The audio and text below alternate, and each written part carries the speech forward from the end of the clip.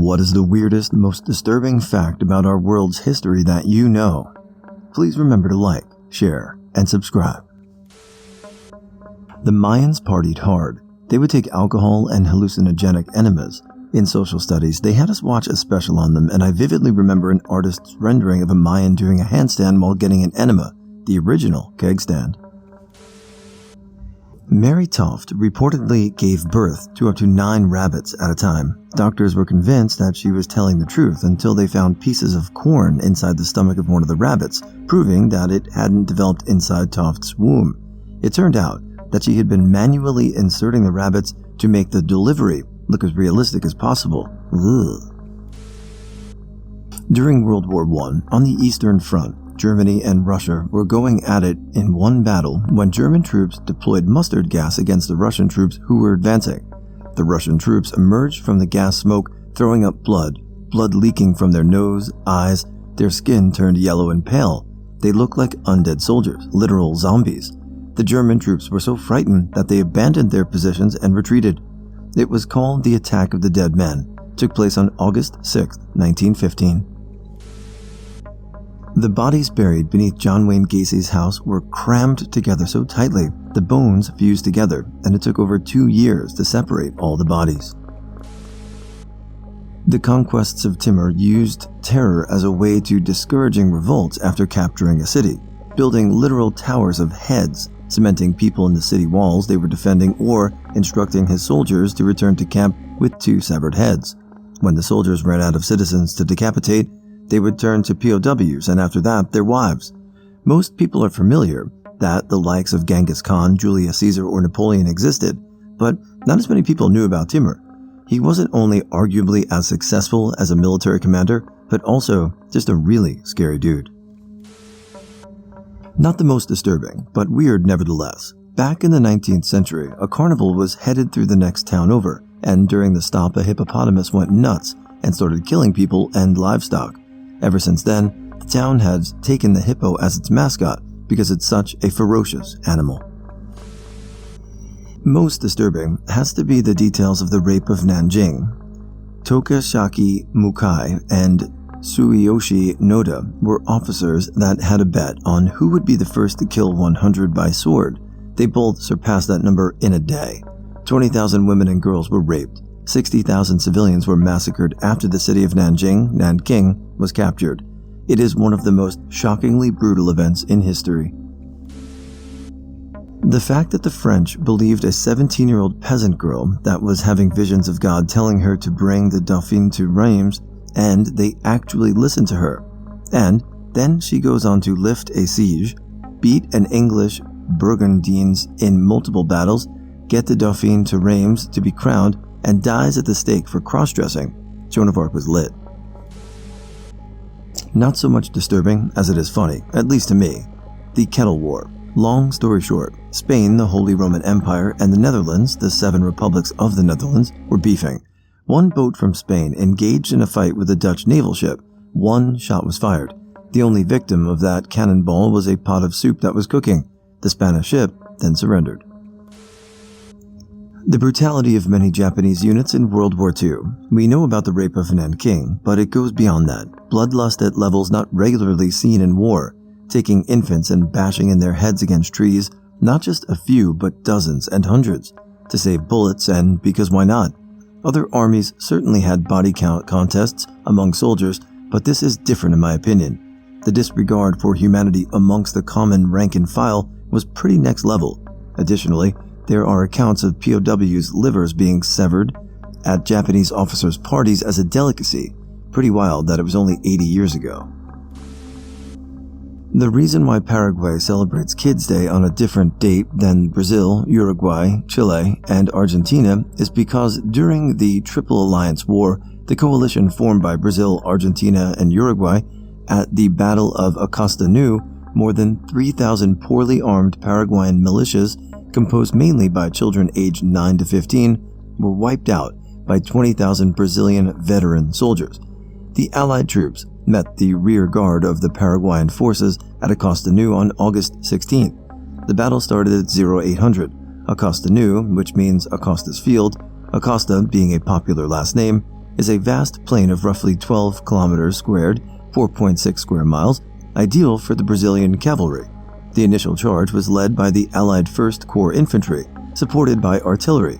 As the Paraguayans retreated across the Yagari River, the 4th Cavalry Brigade made a right flanking movement. Meanwhile, the 2nd Corps reached the Paraguayan rear, which left them no means to retreat. Children were said to cling to the legs of Brazilian soldiers amidst the raging battle, pleading for mercy, only to be decapitated without hesitation.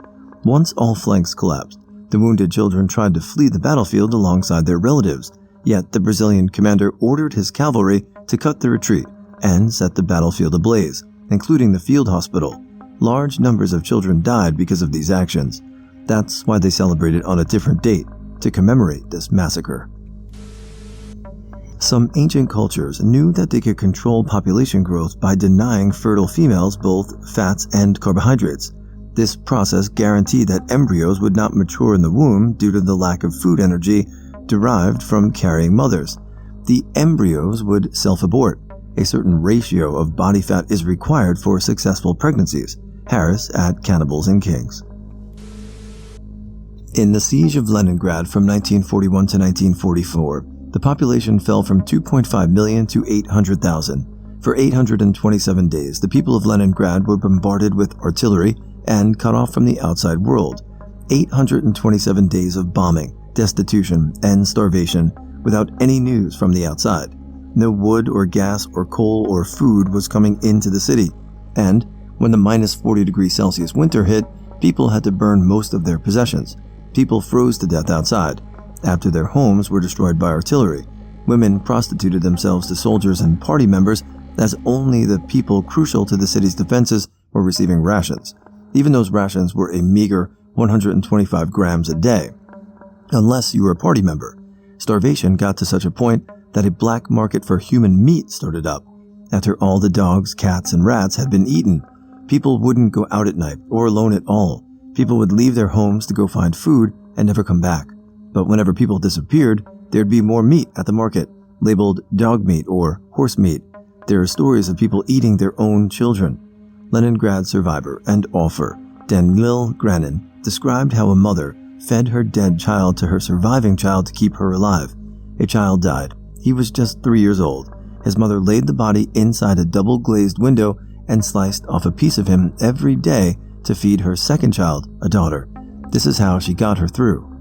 2,000 cases of cannibalism during the siege are recorded officially, but the real number is probably much higher. In the first spring season of the siege, the city's remaining officials ordered a cleanup of the bodies and feces that were scattered around and piled up in courtyards. Crime was rampant, and families ripped themselves apart with murder and theft over rations. The stress and starvation allegedly caused children to grow beards and be called the little old people. The physiological effects of the siege are only comparable to those of Holocaust survivors. Everyone is shriveled, their breasts sunken in, their stomachs enormous, and instead of arms and legs, just bones poked out through wrinkles, wrote Leningrad Alexandra Lubovskaya. However, there were people in the city with food, lots of it. Members of the Communist Party or Council, Soviets, hoarded what little food that did come into the city through the frozen lake road. Nikolai Rybkovsky recorded in his journal that he ate goose and caviar at the party cafeteria, while on average 900 people starved or froze to death in the city a day. The US government has a literal gigantic dossier of classified operations hidden from the public. No brainer. What's shocking are things they've actually declassified. Among these documents is the detailing of one of the largest human experiments in history, when the US dropped a bacteria-infused fog in the city of San Francisco to test how well germ-based biological warfare could prove by masking it with natural fog, which occurred back in the 1950s. It was widely successful. A specific case is that of Edward Nevin, who died from Serratia marcescens, a bacteria that makes bread turn red. It has spread to his heart from a UTI and killed him. In 1977, the government released a thoroughly detailed report at the testament of Nevin's grandson. Nevin's grandson tried to sue the government for wrongful death, but the court held that the government was immune to a lawsuit for negligence and that they were justified in conducting tests without subjects' knowledge. According to the Wall Street Journal, The army stated that infections must have occurred inside the hospital, and the U.S. attorney argued that they had to conduct tests in a populated area to see how a biological agent would affect that area. Imagine what they're hiding. The story about Terrare, the man who could eat enormous amounts and never get full. He weighed like 50 kilos at 17 and could consume a quarter of a cow a day. He had an enormous expandable gut and could swallow huge things without problem. He ate live kittens, puppies, and snakes, could drink 15 liters of milk in one sitting.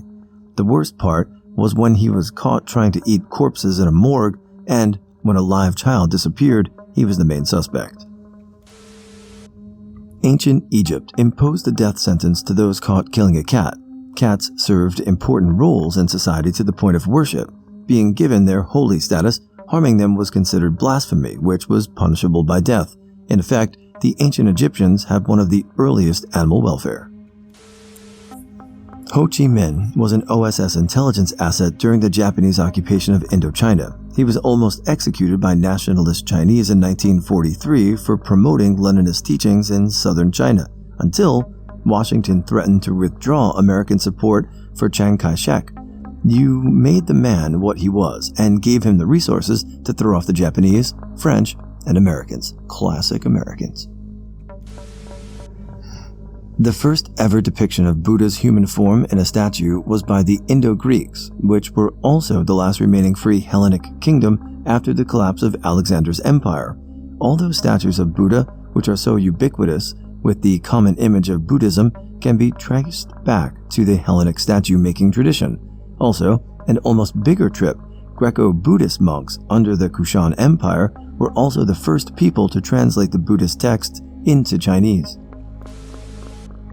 Upon visiting the island of Cebu in the Philippines, I was regaled with old tales of flying men and how the islands in the area were deeply feared by natural patrols of old, as the inhabitants would sometimes fly great distances through the air with knives held betwixt teeth to attack passing ships.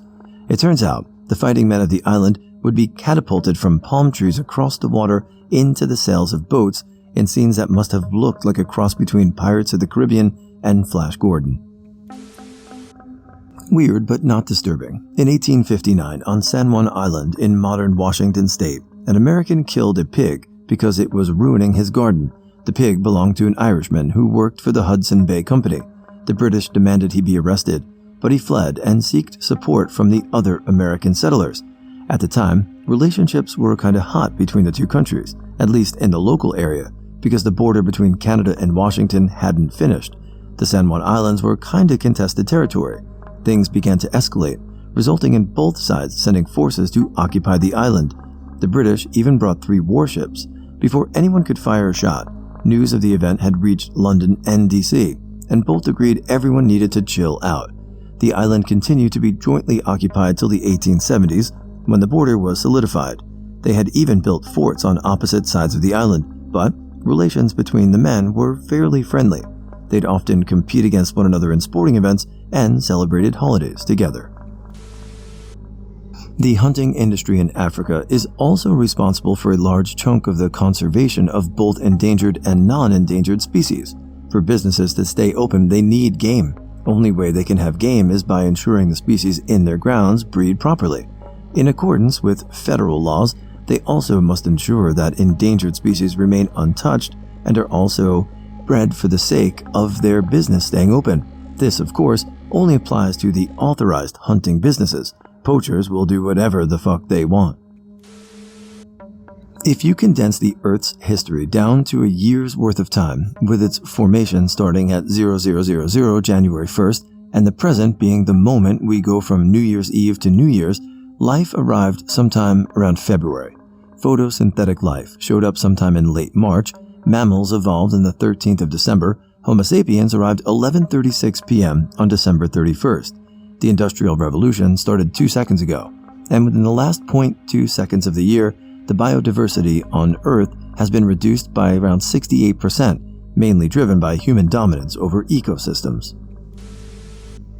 That the fuckface that calls himself Joseph Kony, who proclaimed itself the Holy Spirit and then commanded that the president of Uganda at the time, Yoweri Museveni, be overthrown, but when his revolution did not garner enough support, he started attacking innocent villages and abducting children, 96,000 total, to swell the ranks of his army from villages that he deemed didn't support him enough, causing the deaths of 100,000 people over the course of a war, is still a free man, and probably alive.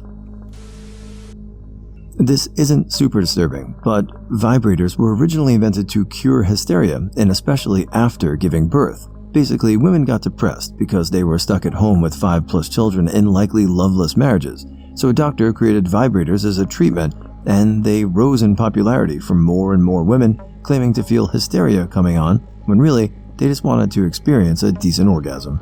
Fair. During the 1950-52 war in Korea, the initial invasion by North Korea fully occupied the entire South Korean peninsula, except for a few areas along the coast just across from Japan. Once the Americans entered the war, MacArthur's forces recaptured South Korea and then continued on, driving all the way to the Yalu River border with China. They occupied most of the north. However, military and diplomatic blunders brought Chinese troops across the river into North Korea to turn back the American troops. The Americans were not prepared for this. Anyway, first the North Koreans had most of the Korean peninsula, then the Americans and allies had most of the Korean peninsula, and in the end, they stopped everything back at the border on the 38th parallel, where the border had been before the war. Hard to know what to think of the fierce suffering and bloodshed among all sides, including the civilians.